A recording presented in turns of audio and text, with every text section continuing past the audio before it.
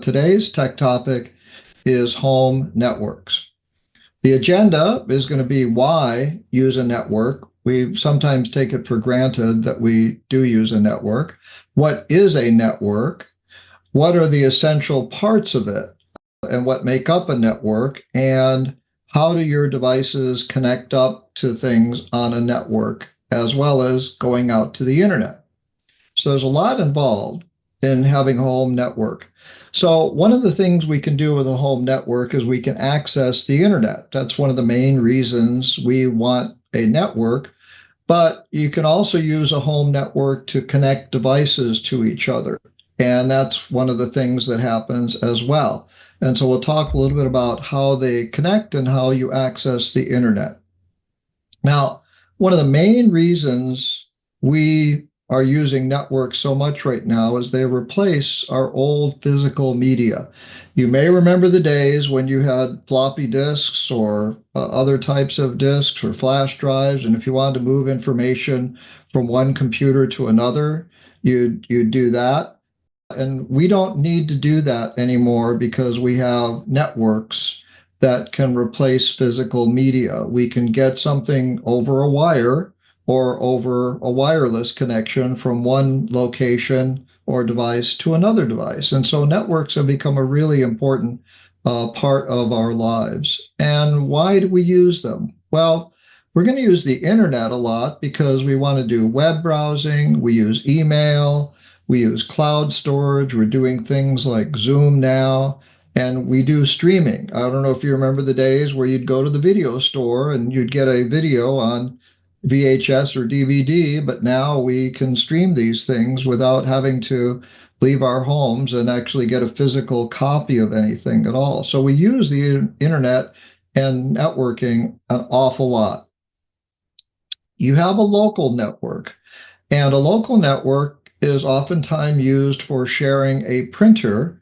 For a local network, one of the common uses is to share a network printer. You can have a printer connected on the network and it can be shared among other computers and devices on the network. We'll talk about that and I'll show you a diagram of how that works.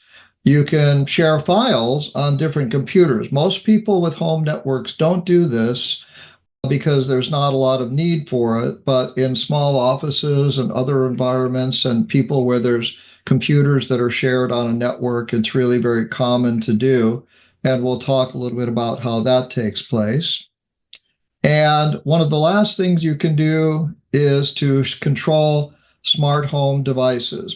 So with a local network, you could share a network printer, you can control smart home devices. I use it for controlling my lights. You might have a doorbell or a camera at your door that uses something, and you can share files between computers if they're connected. And we'll talk about how these things connect with each other.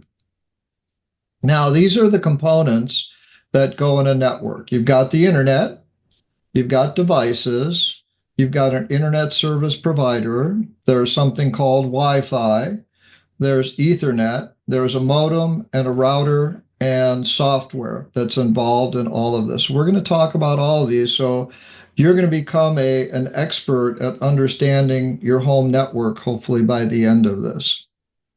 So let's talk about making these connections. You've got two ways to connect things on a network. You've got a cable, like an Ethernet cable, or you've got connection, which is Wi-Fi. So by using the Ethernet cable or Wi-Fi, you can make these connections and make sure that they're available to you anytime you need to get to them. So but those are the two ways. Most of the time, wireless and Wi-Fi is so convenient that we use it. And there are sometimes are devices that do not have the ability for you to plug an Ethernet cable into. Most laptops, most smartphones, most tablets don't come with an Ethernet connector jack for you to plug in an Ethernet cable anymore. And so wireless is generally the preferred way, but they both communicate data. They both connect you to a network, and you can do that using these devices. Okay. What do you connect to? Well, your router is really what creates your home network.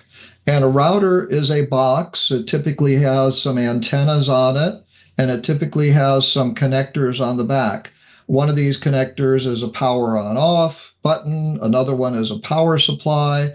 There might be a USB connector. We'll talk about that a little later on. And then you've got some Ethernet jacks here. There's a blue one and a yellow one. Sometimes they're different colors. And so these jacks and the wire and the antennas are what creates this network. A router is called a router because it literally routes traffic. It's like a traffic cop at an intersection telling data which way to go and where it's supposed to go. And routers are a really important part of our things. Now, at home, a router can connect to a modem. We'll talk about what role the modem plays. It creates the Wi-Fi signal. So your router is what generates a Wi-Fi signal, and it has a name, and that's what you connect to when you want to connect to your router. It has the Ethernet connections that we've talked about, and it assigns what are called Internet Protocol addresses to the devices that connect to it. So when you connect to Wi-Fi on your router says, oh, to your device, here's your IP address. And it's like a postal address. It basically tells the router whenever something comes in with an IP address that's supposed to go to Bob's laptop number one, I'm going to send it to Bob's laptop number one. Whenever a message comes to me that says I should go to Bob's network printer, I'm going to send it to Bob's network printer. And so the router knows all of the IP addresses. It even knows an IP address that is assigned by your internet service provider. So if you send something out to the internet, it says, hey, this message is not for anything in my home. This message is supposed to go out to the internet, and it sends it out to the internet. Then another router takes over, and another router takes over, and they get it all the way over to its ultimate destination, just like mail typically goes through post offices and distribution centers to get from one place to another. So routers really make an important part of the internet possible because it routes the data from point to point, and it understands where all of the locations are and where things should be sent and received. Sometimes at home, you've got a combined box where the modem and the router are together. We'll talk a little bit about that. So this one connector here, this blue one, it's separate because it connects to your internet service provider's modem. If you have a separate modem from your internet service provider and a separate router, they need to be connected with an Ethernet cable. And they usually provide that for you when they do the installation. So you might have two boxes at home. You might just have one box. But these other connections are what connect to your local home devices. Most of the time, we don't use them because they're Ethernet, and Wi-Fi tends to work pretty well in our home. Now, all the devices you have in your home that connect up to a network are connecting to your router. If they aren't connected to the router, they're not on your network, is what typically happens. And so you could have smart assistants, set-top boxes, smart TVs, gaming consoles, printers, computers, smartphones, tablets, and more. And they can all, and one of the advantages of a router, it's able to connect to many different devices at one time. And the software that makes the router work has the ability to understand how to communicate and send messages to and from many different devices. So it's a really important box in your home network. This is a diagram of a home network that's not connected, to any kind of internet traffic. There's no modem here. We just have a router, but it is possible for computers and smart TVs and cell phones and modems and smart switches and other types of things to connect up to your router and not be connected to the internet. So you have a local area network. And in doing some research, I found that common terminology says that file sharing is not necessary to create a local area network. All they really have to do is be connected to each other and they're typically in a home or an office.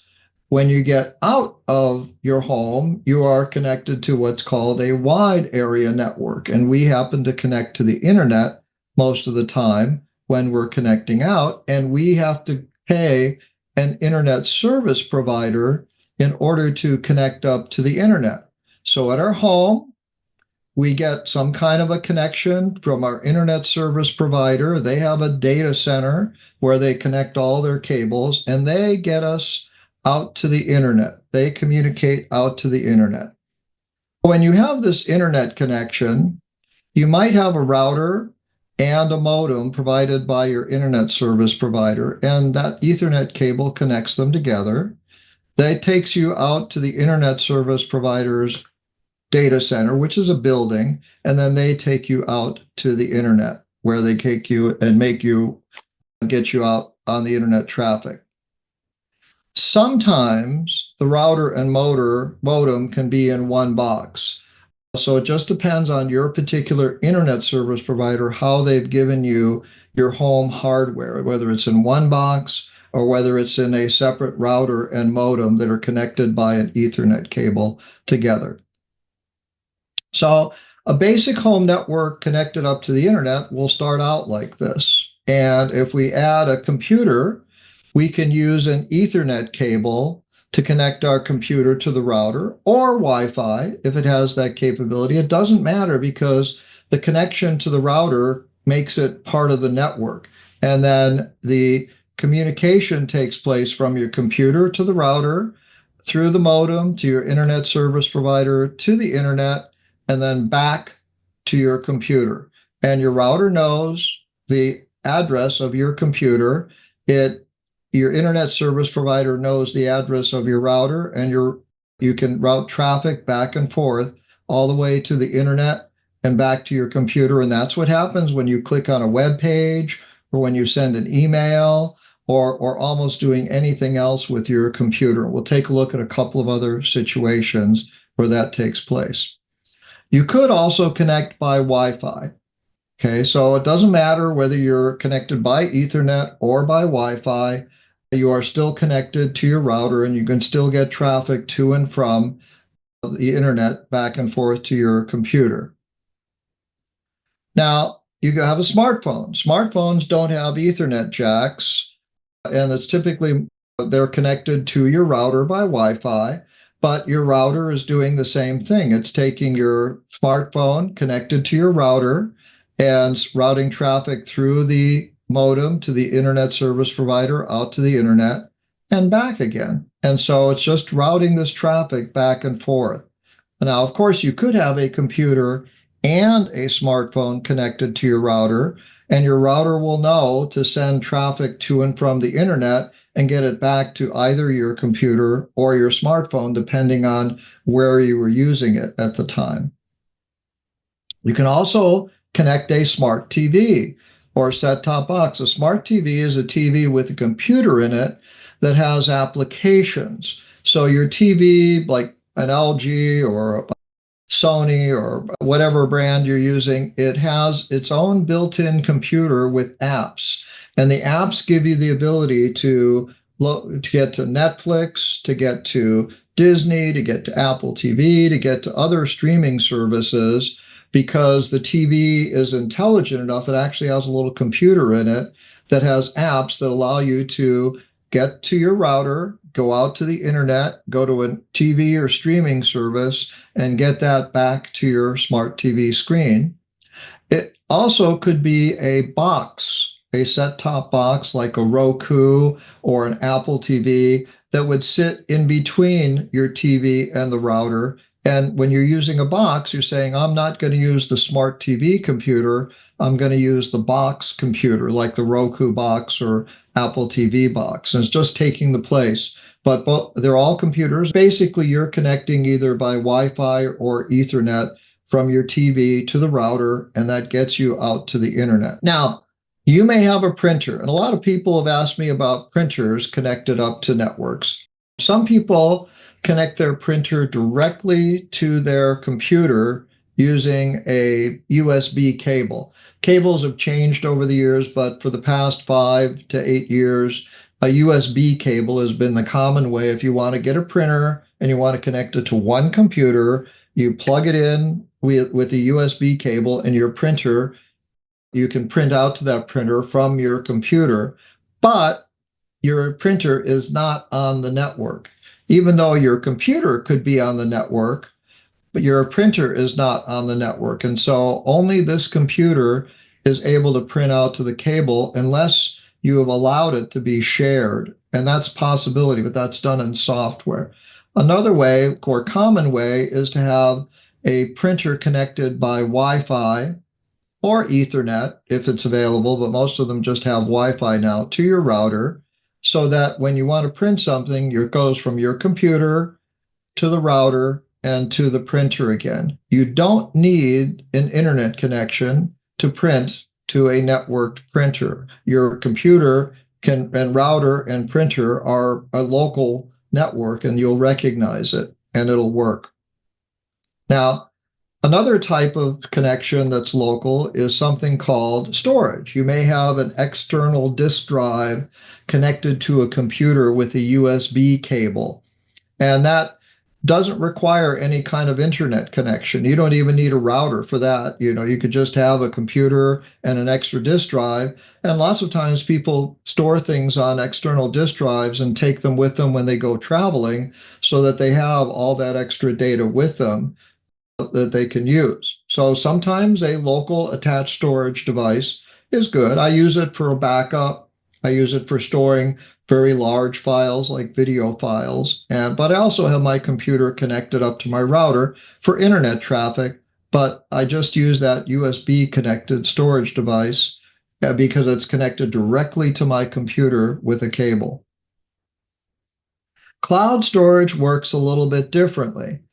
The first thing you'll need is you'll need an internet connection, but you'll need an account with a cloud app for your PC or device. So this is iCloud, this is OneDrive, this is Google Drive, this is other types of cloud storage devices. And the storage is actually out on the internet at the cloud service. So what happens is that your computer can see what's stored out in the internet because it's connected to the internet, and it says, I want to get a file to my disk drive out on the internet, and I want to get a file back. And same thing with your smartphone. Your smartphone can go out to the cloud and get something back. And people that have something like OneDrive or iCloud, if you have iCloud on a Mac and iCloud on a phone, what's happening is that your computer, your Mac, is actually saving things in iCloud Drive, if you're using iCloud Drive. And then when your smartphone, your iPhone or your tablet wants to get something, it's connected to iCloud Drive. So everything is really connected out here in the internet. So if you lost this internet connection, you might not be able to see things between two devices. It's the cloud service that synchronizes the storage together and makes it visible across multiple devices. And so that's a really important aspect of understanding using the internet when we use our home network. But you're going out to the internet to move things between different devices and see them, like with photos, with Google Photos, or photos with OneDrive, or photos with Apple Photos. There's another kind of storage, and I wasn't sure I was going to cover this or not, but I thought I'd include it because sometimes a question comes up. It's possible for you to share files among computers by having a disk drive plugged into your router. There's that USB port on the back of a router that usually exists for the purpose of purchasing what is called a network attached storage disk drive, and you can connect it to your router, usually with an Ethernet cable, and then any of the devices you have on your local network just have to go through the router out to that local disk drive. You don't need cloud storage if you do that, but you won't also be able to get to that storage typically over the internet unless you have some kind of capability. But you need a local storage device, And there's usually software in the operating system that gives you the ability to connect a network attached storage device. Both Macs and Windows PCs have that capability. Now, another type of thing you can do is called file sharing. You don't need an internet connection for this either, is that you can give another computer permission to see the files on your computer. So if you had two computers in the house and you wanted to get to them and get to all the files on the computer without having to go over the internet, you can do that. In the operating systems for Macs and Windows, they both have the ability for you to set up the capability to allow people to see your files if you choose to do that. Most people don't do that because they typically are the only user, but if you had a group of people and you wanted to share files, it's possible to do. Now, one of the last things is smart devices. You might have a door camera, you might have a light switch that you use, and you might have a smartphone with an app. You've got to download the app over the internet, but once you connect your devices to your router, you don't need to get out to the internet in order to control smart devices. Your router is going to direct traffic out to each device, whether it's a lamp or a camera or some other, type of function that you want to use. It's not technically a requirement to get out to the internet yet. But if you wanted to do something, which a lot of people do, say you have a doorbell camera and you want to see if a package has been delivered. A lot of people install doorbell cameras around now because they hear about packages being stolen from their front door, or you want to know who came, or you're expecting somebody to come. And some people have connections to their door locks where they can unlock the door for maybe a service person that's coming to do some repair or something like that. In that case, you need to be able to have a conversation with a smart assistant like Amazon's, and I'm not going to mention her name because she's got a box sitting right next to me and I'll activate her if I say her name.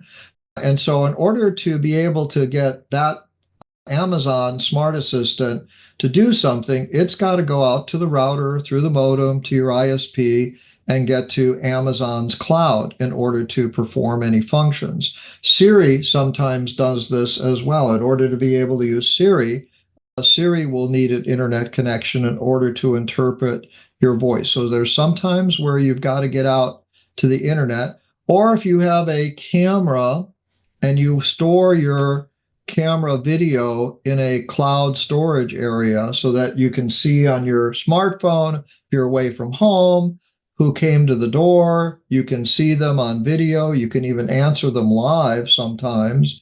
You have to have an internet connection because your phone will need to be connected to the internet with the app in order to access the video that's coming in from a camera as well. And so smart devices can sometimes use the internet, sometimes they can be local, and just depends on what the service is that you need to get from them. So the important thing to understand, and we're going to have a lot of time for questions because I know there'll be a lot of questions. Networks are going to allow you to send and receive data over wire or wireless. You're not going to need that floppy physical media anymore. But if you have a camera, for example, that uses a separate SD card, you can sometimes transfer images wirelessly, but you also have the ability to take that little SD card, plug it into a computer. But if you have a network, you don't need that physical media, so it really makes it accessible. Internet service providers are the services and the companies and organizations that connect your home to the internet. That's why they're called internet service providers. And sometimes they usually provide the equipment to make that connection possible with a modem or a modem and a router that they supply. And your router is what's really creating this whole home network for you, and what you're connecting to when you actually need to be able to connect a device to the network.